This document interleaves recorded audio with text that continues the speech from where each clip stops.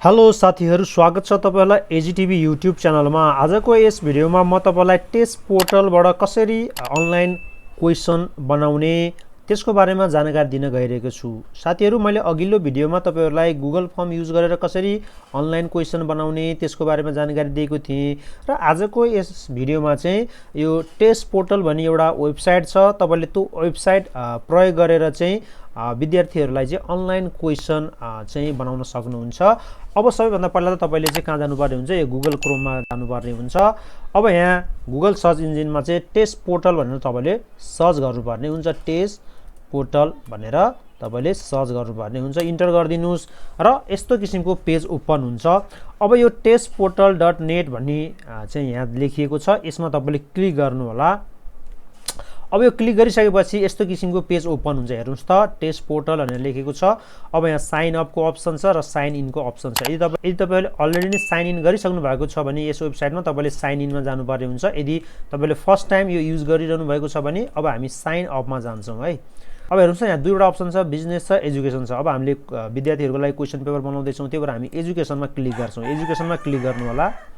अब हेर्नुस् त, यस्तो किसिमको फर्म खुल्छ, यस्तो किसिमको पेज खुल्छ। अब तपाईले यहाँ चाहिँ के गर्नुपर्ने हुन्छ, यो फर्म भर्नुपर्ने हुन्छ। यहाँ सुरुमा चाहिँ तपाईले इमेल एड्रेस राख्नुपर्ने हुन्छ, पासवर्ड राख्नुपर्ने हुन्छ, आफ्नो फर्स्ट नेम, लास्ट नेम अनि स्कुलको नेम। अब यो स्कुलको नेम चाहिँ कम्पलसरी छैन, तपाईले जे पनि राख्न सक्नुहुन्छ र आफ्नो कन्ट्री र यो टाइम जोन तपाईले सिलेक्ट गर्नुपर्ने हुन्छ। फोन नम्बर राखे पनि हुन्छ, नराखे पनि हुन्छ।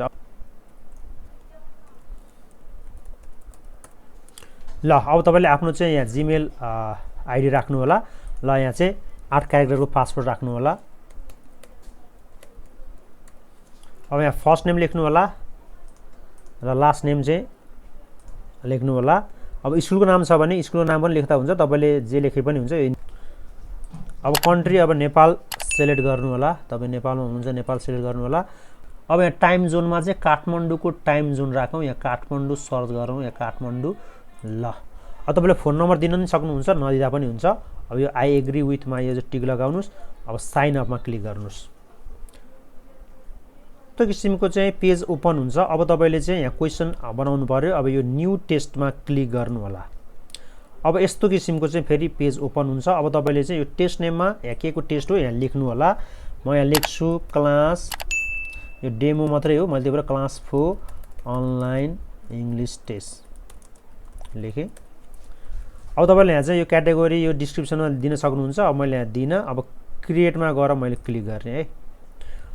अब के गर्नुपर्ने हुन्छ, यो एड क्वेशन टु द टेस्टमा चाहिँ क्लिक गर्नु। फेस आउँछ यस्तो किसिमको। अब यस्तो किसिमको इन्टरफेस देखाउँछ। अब तपाईले एड क्वेशनमा क्लिक गर्नुपर्ने हुन्छ।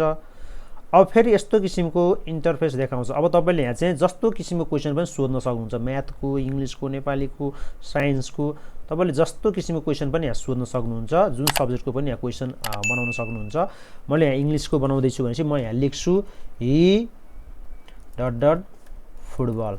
अब म यहाँ चाहिँ यो मल्टिपल चोइसेसको क्वेशन सोधिरहेको छु। मैले यहाँ दुईवटा अप्सन दिन्छु, तपाईले यहाँ जतिवटा अप्सन पनि दिन सक्नुहुन्छ। दुईवटा अप्सन दिन्छु। म यहाँ प्ले लेख्छु, यहाँ म प्लेज लेख्छु।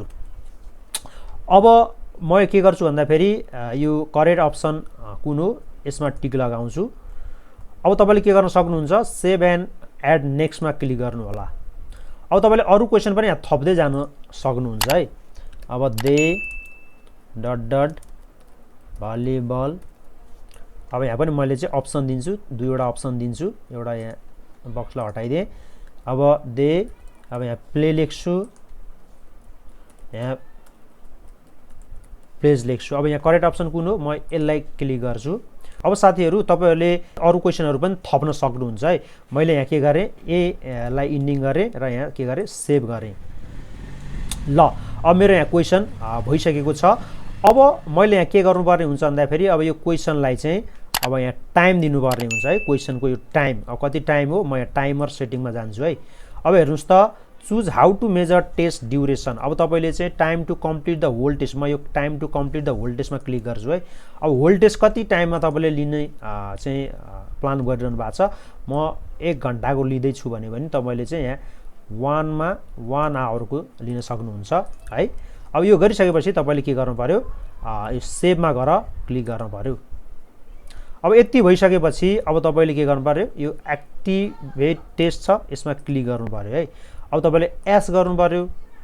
अब हेर्नुहोस् तपाईँको यो चाहिँ क्वेसन रेडी भइसकेको छ। अब तपाईँले चाहिँ यो लिङ्क छ, लिङ्क टु द टेस्ट। अब यो लिङ्क चाहिँ तपाईँले कपी गरेर स्टुडेन्टलाई सेन्ड गर्नु पर्यो। अब मैले यहाँ कपी गरेँ। अब तपाईँले चाहिँ यो फेसबुकमा अथवा चाहिँ स्टुडेन्टको इमेलमा तपाईँले चाहिँ यो लिङ्क सेन्ड गर्न सक्नुहुन्छ। अब यो लिङ्क स्टुडेन्टले चाहिँ प्राप्त गरिसकेपछि स्टुडेन्टले यो लिङ्कमा क्लिक गर्छ र यस्तो किसिमको चाहिँ इन्टरफेस देखाउँछ स्टुडेन्टहरूलाई। अब स्टुडेन्टहरूले यहाँ आफ्नो नाम लेख्नु पर्यो हुन्छ। हेर्नु त, please fill in the form before starting the test. अब स्टुडेन्टले आफ्नो नाम लेख्छ, म चाहिँ अहिले आफ्नै नाम लेखिदिन्छु है, महेश पन्त। अब स्टार्ट द टेस्टमा क्लिक गर्छ स्टुडेन्टले, स्टार्ट द टेस्टमा। अब हेर्नु त क्वेसन 1 अब अप्सन कुन हो स्टुडेन्टले यहाँ चाहिँ चुज गर्छ, उसले यो चुज गर्न सक्छ, सबमिट एन्सर गर्न सक्छ। र अर्को क्वेसन आयो, अर्को क्वेसनमा चाहिँ उसले यो चुज गर्छ र सबमिट एन्सर गर्छ। ल हेर्नुहोस् त उसको के भयो, यु हेभ पास यो टेस्ट यो स्कोर, अब पास भयो। यसरी तपाईँले के गर्न सक्नुहुन्छ, एक्जाम लिन सक्नुहुन्छ। अब यो तपाईँले रिजल्ट हेर्नु पऱ्यो भने यो रिजल्टमा जान सक्नुहुन्छ। ल अब तपाईँले यहाँ कसले पठायो त कति मार्क्स आयो, यसरी तपाईँले चाहिँ हेर्न सक्नुहुन्छ। अब तपाईँले यसलाई डाउनलोड पनि गर्न सक्नुहुन्छ। यसरी तपाईँले टेस्ट पोर्टल चाहिँ युज गरेर विद्यार्थीहरूलाई अनलाइन टेस्ट पनि लिन सक्नुहुन्छ। आजको भिडियो तपाईँलाई कस्तो लाग्यो लाइक कमेन्ट सेयर गर्न नबिर्सिनु होला। हस्त धन्यवाद।